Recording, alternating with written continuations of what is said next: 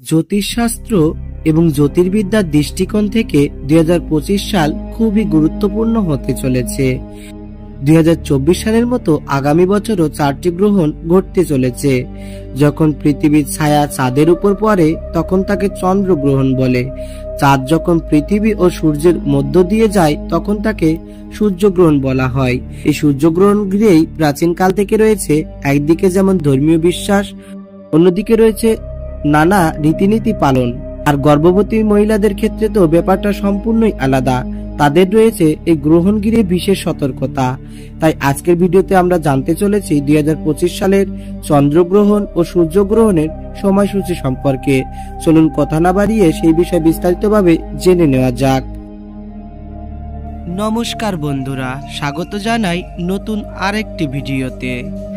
তার আগে আপনি যদি আমাদের চ্যানেলে নতুন হয়ে থাকেন তাহলে আমাদের চ্যানেলটি সাবস্ক্রাইব করুন এবং সর্বপ্রথম আমাদের ভিডিওগুলো পেতে পাশে থাকা বেল আইকনটি ক্লিক করুন।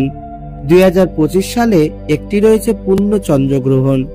আগামী বছরে দুটি চন্দ্রগ্রহণের কথা জানা যাচ্ছে। প্রথম চন্দ্রগ্রহণটি হবে 4 মার্চ, সেই দিন পড়েছে শুক্রবার। আর দ্বিতীয় চন্দ্রগ্রহণটি হবে 2025 সালের 7 ও 8 সেপ্টেম্বর। এখন জেনে নেওয়া যাক 2025 সালের সূর্যগ্রহণের সময়সূচি সম্পর্কে।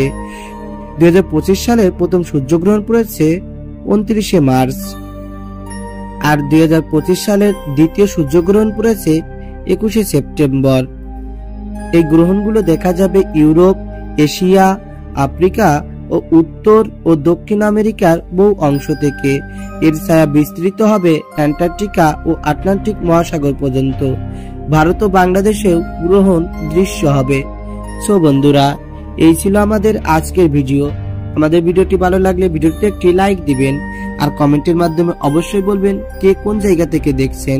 আর বেশি বেশি শেয়ার করে আপনার প্রিয়জনদের মাঝে ছড়িয়ে দিতে ভুলবেন না। আবার ফিরে আসবো নতুন কোনো তথ্য নিয়ে নতুন কোনো ভিডিওতে। সেই পর্যন্ত সুস্থ থাকুন ও সুন্দর থাকুন। ঈশ্বর আপনার মঙ্গল করুক।